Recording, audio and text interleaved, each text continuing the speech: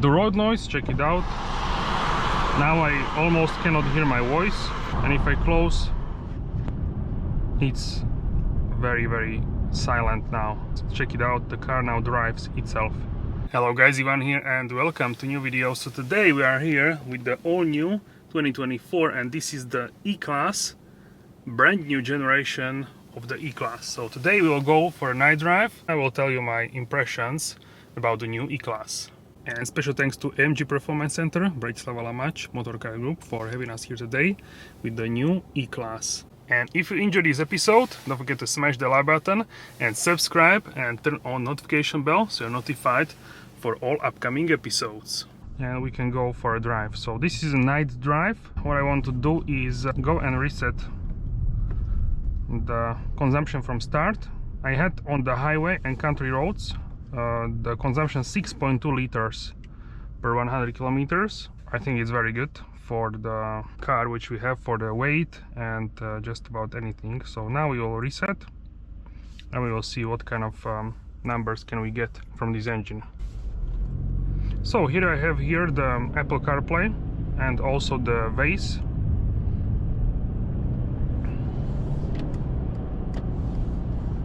I want to have the eco mode because some people drive like this. I usually drive in the comfort mode, but for these reasons of testing purpose, I will have here the auto start stop, also with the eco mode. In eco mode it can switch off the engine when you are coasting, when you are like moving but with the engine off. So that's the main difference of this.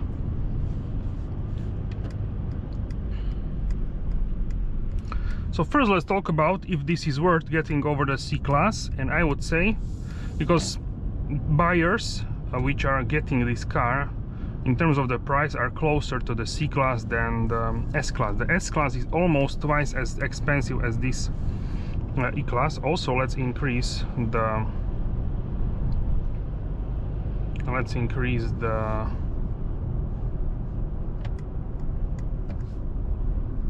ambient lighting, so we can have, this is too much I think, so let's go to like a 10. Okay, and please tap here for the traffic. So now we can see traffic light. I cannot see from my viewpoint because of the mirror, so I can see it here. I had set it on a request, so if I arrive at traffic light I will tap here and it will show me pop-up. Not always, because sometimes I can't see with my eyes. I can also see there, so it's not big of a deal.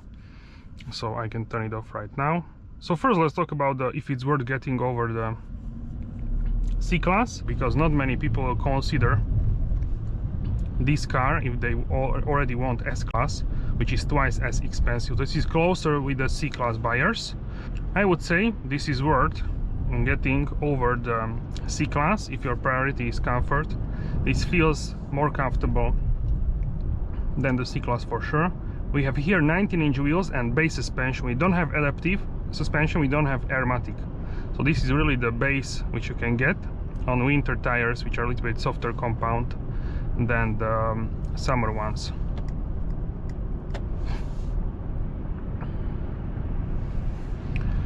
I would get this car with airmatic for sure. It's about 3,000 something, 3,300. Also with the real wheel steer, it's like one package in Europe. So I would get that personally, because airmatic is the best what you can get basically.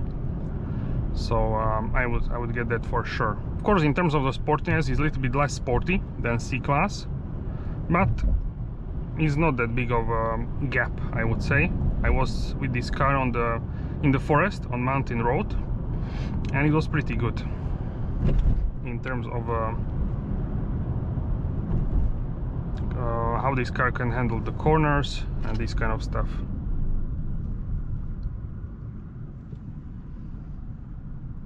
So pretty good. So here we have 64 individual colors. You can get like a purple, a red one, yellow, and you can go to multicolor, and here we have the ocean blue. I really like the wraparound LED stripe around the whole cabin. It looks very good actually, and it shows you how big is actually the cabin with the ambient lighting. So it's really quite big this cabin. Also, what I really like is this middle tunnel, which is more curved here on the side than with the C-Class. With the C-Class it's more sharp because of the design, where the central display actually floats. It's connected with the central tunnel, and it's like a little bit sharp in terms of the edging there. This is very smooth, no sharp edges. And also I really like the wood here, the black wood. You can also get the wood there if you don't have the passenger display, that's really up to you. For me, I was like, before I tested the car, I was like, I really want just this display, I don't want passenger display. But it looks good with this like a screensaver. I have the small Mercedes star floating there. You can have like different screensavers there, like the E-Class Mercedes Museum and these kind of images. This is a Miami Rose. We have like a turquoise and also like a pink.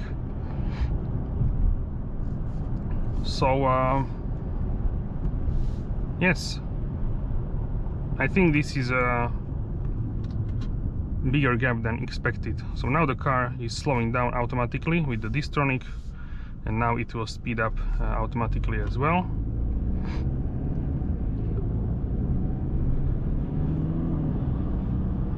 So I also consider this car, for me personally, as my next car, which means that it's a good car. But I'm not really sure I'm seeking that much of a comfort for me at this point in my life. But if I would, this would be really highly in the list, because it's really good in terms of the how I can hear the engine. I can hear it less, the diesel engine, than in the C-Class. So this is very good, because in the C-Class you can hear it quite a lot, I would say. Here much less. In S-Class you don't hear anything basically. So this is how I would describe that. And then we have the Malibu Sunset, a lot of colors basically. You can see like a violet, many colors. Here in effects we have also multicolor animation. We can turn this off, and you can have like a sound visualization as well with the music. So this is how this looks in terms of the when it's not changing the colors. And here is this one,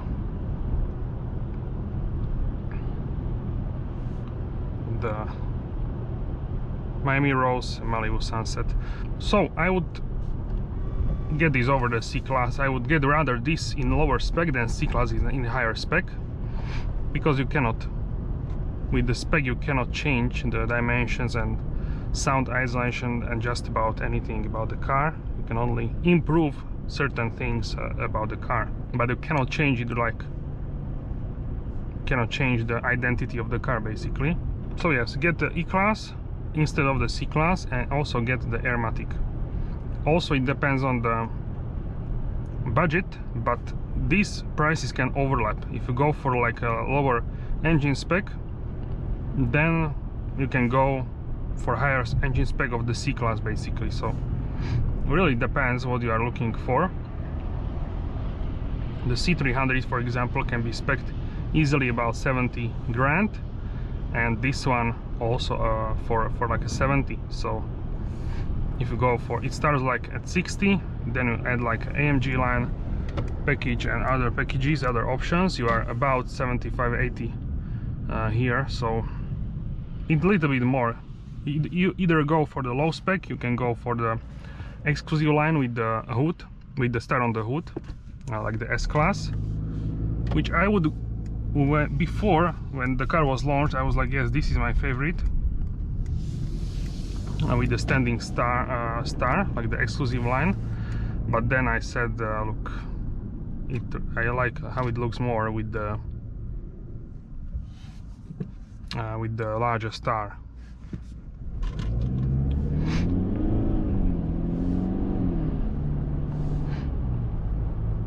So this was the acceleration. It picks up speed very good for this 2.0 liter diesel engine, and when you are cruising like this, you cannot even hear this engine. It's so smooth, you can only hear at hard acceleration. If you are accelerating not hard, then you cannot even hear it. So that is really good in here in the E-Class. You can also get the creme de la creme, the 450, either the petrol or the diesel. I still have here like a, so that's the sound. Nothing is creaking there, just the tic-tac. So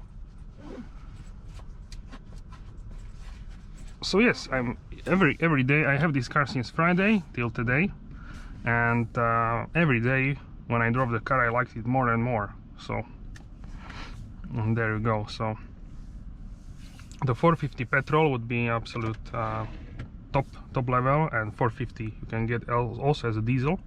With the 5 Series you cannot get the 6-cylinder petrol as a mild hybrid, only as a plug-in hybrid. With the 5 Series I heard next year you should be able to get this as a diesel 6-cylinder mild hybrid. So it will be even filled in terms of the options, but with the 6-cylinder petrol the E-Class will have advantage for those people which don't want 6-cylinder plug-in hybrid. Where you would need this larger engine is basically at higher accelerations, mainly on the highway, if you want to go at faster pace. Otherwise you don't really need it. It's more smooth, yes, but for people which didn't daily the engine like this, they will be fine with this engine, that's for sure. And look, the car will now start moving automatically. For some reason it stopped. I'm not sure why. Maybe it sensed something, but we can test this as well. So this car can sense that you are basically in the traffic jam, and it can activate stop and go assist. Now it's slowing once again. So with S-Class, I would even say this is baby S-Class, because you really, for the money you are paying, you are getting very close to S-Class. Of course, it's another gap to go to the S-Class, but you are not that far off, I would say, especially if you go for an Airmatic. So if you want to have a best in terms of the how the car and the wheels can filter the uneven road, then you should go for the smallest wheels possible, which are 19-inch here, and those are best for the comfort. And maybe they don't look as good as 20 or even 21-inch, but you will get the maximum comfort. So I'm really curious to try the Airmatic, and when the car will be available, I will show it to you.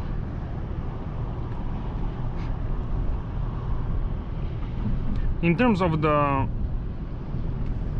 this car versus the GLE, I would say you are getting a lot of car versus the GLE. The GLE is, in terms of the comfort, it's similar as this one, especially with Airmatic. And yeah, you are sitting higher up, but also with E-Class you're not down low like in A-Class, for example. You are a little bit higher up for sure. So for the price of the E-Class you are getting similar comfort as GLE. GLE of course has Airmatic, so I cannot tell you 100% the comparison, but it will be very similar in terms of the comfort levels. But of course you have smaller boot here than the GLE, so this really is a car for people which don't need as huge of a boot. Or if you are living in Europe, you can get the E-Class E-State, the E-Class T-Model Combi, which has huge boot.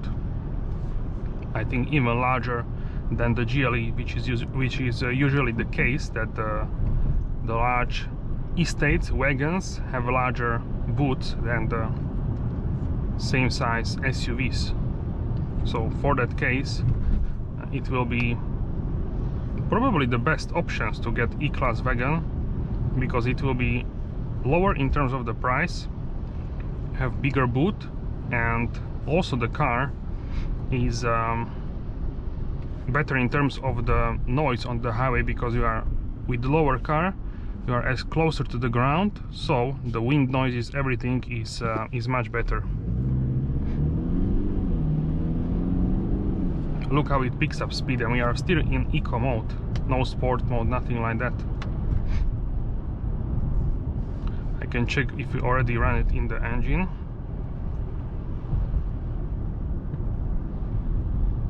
So in 7 kilometers the engine will be run it in. I can also have the map here as a full screen.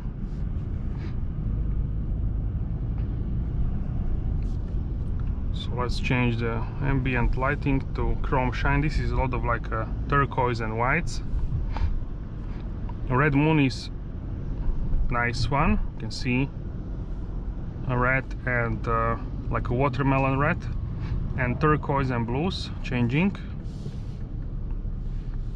So now the car stops itself with this Distronic assistance system. You can also get the assistance screen.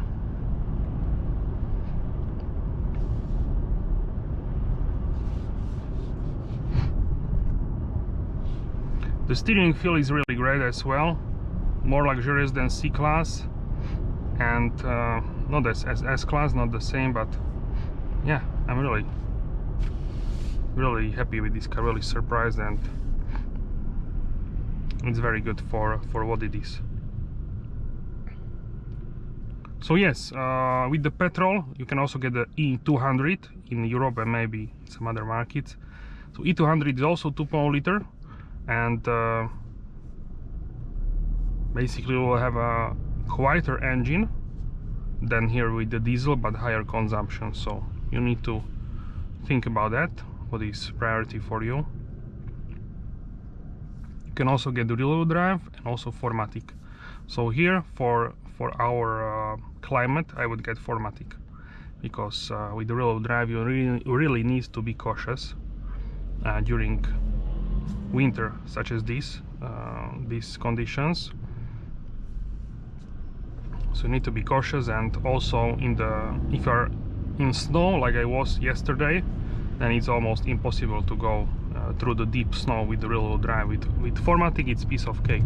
You just press the pedal and it goes like nothing, like no big deal. So I would get, if you're living like in Spain or Portugal, south of Italy, these kind of places, Greece, you probably don't need 4MATIC, but you can get it for the rain maybe, but otherwise not really necessary.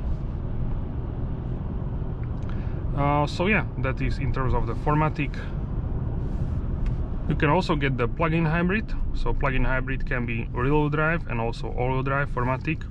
Also it can be petrol and also it can be diesel.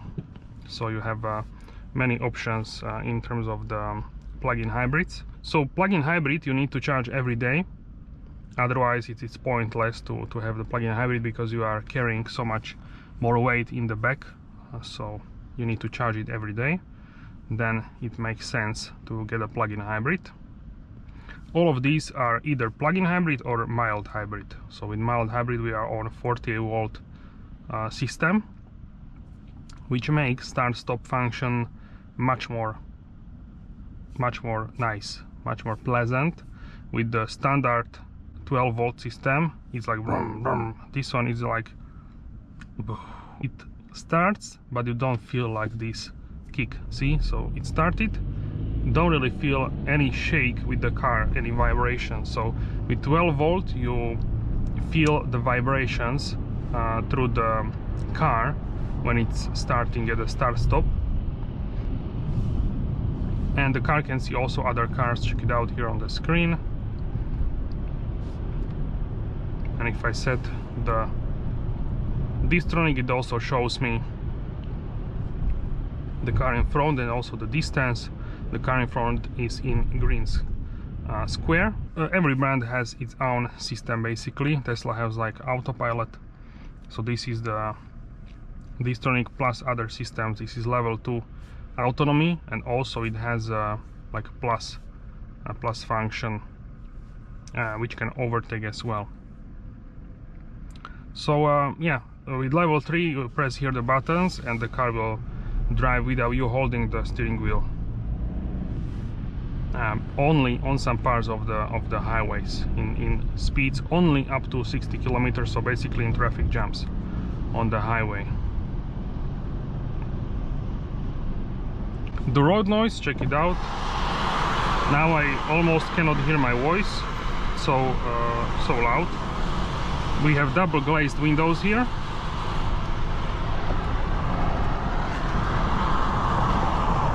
And if I close, it's very silent now. It's always remarkable to experience when you close and open the window.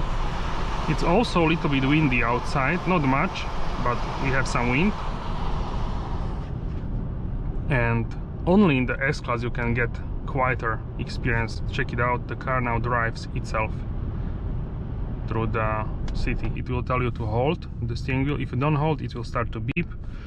Beep more, and if you don't do anything, it will start emergency procedure, turn on hazard lights, and stop basically with the car. I think on the side, on the shoulder of the road. So still I have more than quarter of the fuel, and 311 is the range kilometers. So on full tank you can get around 1000, more than 1000, 1100, maybe even 200 kilometers, depending how do you drive. So the range is absolutely huge. So let's check out our consumption. So here in the city we have 5.5 liters. We didn't have as many traffic jams, but we have stop and go situations. Also this car was already warmed up when I started to drive and reset, so that also plays a role. So we can add like half a liter to this. That would be like consumption, so around 6 liters I would say. Really depends how heavy is the traffic. If it's too heavy, then of course you will have a higher consumption in every car. We can go to next color, which is the fresh cyan. So without the adaptive suspension, without the Airmatic, this 19-inch is maximum what I would go for, because it needs some tire to filtrate the uneven road. In terms of how it can handle things on the highway, it is doing a very good job, even with standard suspension. It's nice and floaty, but stable. The start-stop already turns off the engine sooner than you physically stop. So that is also helping with the fuel consumption. And also a buddy of mine told me he uses start-stop in his S63, the new e-Performance,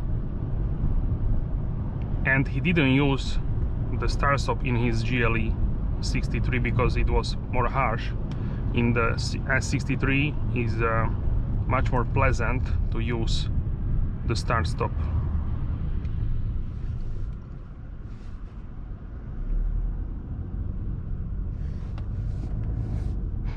So in situations like this, maybe it will be better to turn off the system and drive yourself, because sometimes you can go around the car to be faster basically. Here is a racing yellow. So here is a racing orange. That was actually the racing yellow. First I was like skeptical, racing yellow and racing orange, but I quite like this actually, these colors. They're like interesting shades and also different hues. So here not the best road, I can feel like the car is trying to filtrate these patches on the road.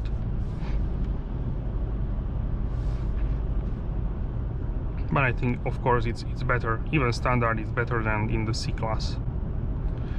For me, the C-Class is like a hybrid between it's like on the edge of the compact cars and not as good as the E-Class, so something in between.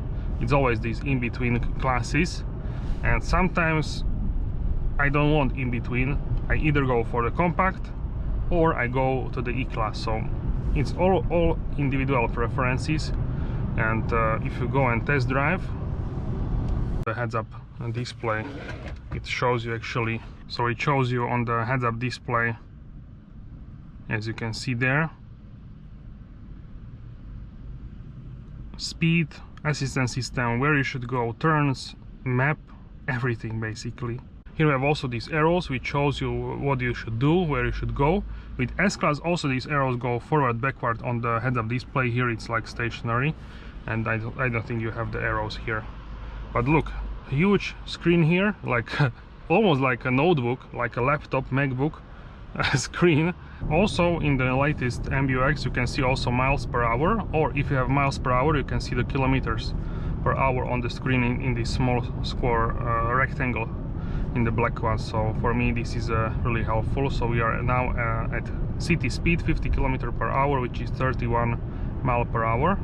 We have also routines, so here with the routines you can get range of functions, but it's restricted while driving. You need to define a routine. For example, if it's cold outside, it will start the heated seats automatically.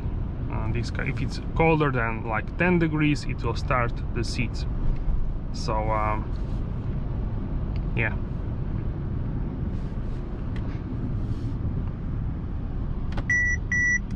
Also check out here blind spot monitor. It also flashes with the ambient stripe. And yeah, I could hear the car next to me slipped the tires, so the road is slippery. But here with the 4MATIC is not a big of a deal. It grips the road beautifully. Also check out here, it shows this tall building. And also there, check it out, it shows this huge building also with the logo. Oh wow, I didn't expect that it would be so detailed. Already the engine is now turned off, so if you're gliding, then the glide is happening like quicker with the mild hybrid. So even mild hybrid can save some fuel. Alright guys, thank you very much for watching. Let me know your opinions about the new E-Class in the comment section down below. Don't forget to smash the like button and also subscribe and turn on the bell so you are notified for all new episodes. Thank you very much for your support, and I will see you soon in the next video. Have a wonderful day.